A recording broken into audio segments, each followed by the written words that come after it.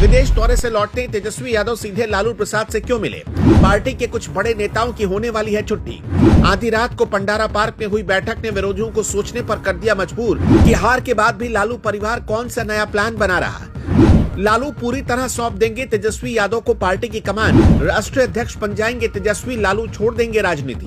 जिन्हें कल तक विरोधी एक टूरिस्ट नेता कह रहे थे, वहीं अब तेजस्वी सड़क से लेकर सदन तक सरकार को घेरने के लिए पूरा ब्लूप्रिंट तैयार कर रहे हैं। आरजेडी अब नए सलाहकारों की जगह पुराने और जमीन से जुड़े नेताओं को वापस फ्रंट फुट पर लाने की तैयारी में है। दिल्ली में हुई ये गुप्त बैठक सिर्फ परिवार का मिलना जुलना नहीं था, बल्कि 2027 के लिए एक नए और आक्रामक विपक्ष की नींव रखने की शुरुआत मानी जा रही है।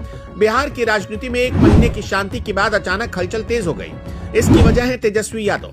पिछले एक महीने से यूरोप के दौरे पर गए तेजस्वी यादव रविवार देर रात दिल्ली लौटे और लौटते ही उन्होंने जो पहला काम किया उसने सियासी गलियारों में कयासों का बाजार गर्म कर दिया। तेजस्वी ने अपने पिता लालू प्रसाद यादव से आधी रात को एक लंबी मुलाकात की। ये मुलाकात सामान्य मुलाकात नहीं थी। इसका वक्त, इसकी जगह और इसमें शामिल लोग बता रहे हैं कि आरजेडी अब 2025 की हार को पीछे छोड़कर नए सिरे से खड़े होने की तैयारी कर रही है। आखिर उस बंद कमरे में क्या बात हुई और तेजस्वी का नया रोल क्या होने वाला है, आज हम इसी का विश्लेषण करेंगे। तेजस्वी यादव का ये विदेश दौरा ऐसे वक्त में हुआ जब बिहार में उनकी पार्टी करारी हार का सामना कर रही थी और विरोधी उन पर लगातार सवाल उठा रहे थे। बीजेपी और जेडीयू ने उन्हें जिम्मेदारी से भागने वाला नेता तक कह दिया। लेकिन अब तेजस्वी की वापसी जिस अंदाज में हुई है वो बताती है कि वो इन सारे आरोपों का जवाब देने के लिए तैयार है। दिल्ली लौटते ही सोमवार की रात वो अपनी बड़ी बहन मीसा भारती के पंडारा पार्क स्थित आवास पर पहुंचे। वहां लालू प्रसाद यादव और राबड़ी देवी पहले से मौजूद थे। यानी आरजेडी का पूरा कोर परिवार एक ही छत के नीचे था। सूत्रों के मुताबिक ये सिर्फ एक पारिवारिक मिलन नहीं था, बल्कि एक हाई लेवल पॉलिटिकल मीटिंग थी। मीटिंग का एजेंडा साफ था, चुनाव के बाद बिहार में जो राजनीतिक हालात बदले हैं उसमें आरजेडी की भूमिका को फिर से तय करना। तस्वीरों में लालू प्रसाद यादव काला चश्मा लगाए नजर आए, जो उनके पुराने और आक्रामक अंदाज की याद दिलाता है। मानो संदेश दिया जा रहा हो कि वो अभी गेम से बाहर नहीं हुए, बल्कि अगले राउंड की तैयारी कर रहे हैं। सबसे बड़ा सवाल जो इस मीटिंग से निकल कर आ रहा है वो तेजस्वी यादव के रोल को लेकर है। हार के बाद ऐसी खबरें आई कि तेजस्वी यादव नेता प्रतिपक्ष की जिम्मेदारी छोड़कर एक साधारण विधायक की तरह काम करना चाहते हैं। लेकिन पिछली बार की तरह इस बार भी लालू यादव ने उन्हें समझाया कि वो ये पद ना छोड़े। हालांकि विश्लेषकों का मानना है कि उनका पद भले ही वही रहे, लेकिन काम करने का तरीका पूरी तरह बदल जाएगा। अब तक तेजस्वी यादव को सिर्फ एक युवा फेस के तौर पर देखा जाता था, लेकिन अब चर्चा है कि वो इंडिया ब्लॉक और महागठबंधन के बड़े समन्वयक की भूमिका निभा सकते हैं। बैठक में इस बात पर भी जोर दिया गया कि पार्टी अब सड़क से लेकर सदन तक आक्रामक तेवर अपनाएगी। बेरोजगारी, महंगाई और कानून व्यवस्था जैसे मुद्दों पर सरकार को घेरने का प्लान तैयार किया गया।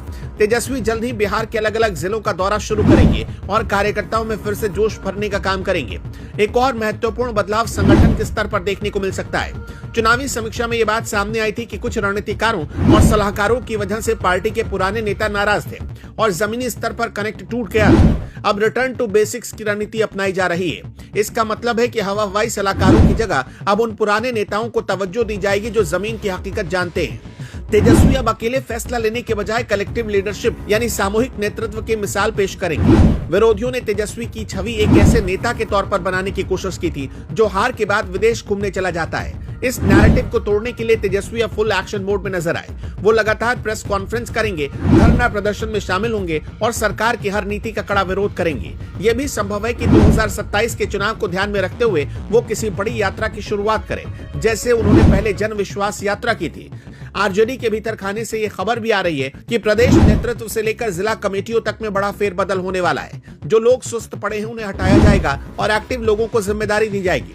लालू प्रसाद यादव का मार्गदर्शन और तेजस्वी की युवा सोच का मिश्रण इस नई रणनीति का आधार होगा। कुल मिलाकर पंडारा पार्क की ये बैठक बिहार की राजनीति में एक नए अध्याय की शुरुआत हो सकती है। तेजस्वी यादव समझ चुके हैं कि सिर्फ सोशल मीडिया पर एक्टिव रहने से चुनाव नहीं जीते जाते, इसके लिए जनता के बीच रहना जरूरी है।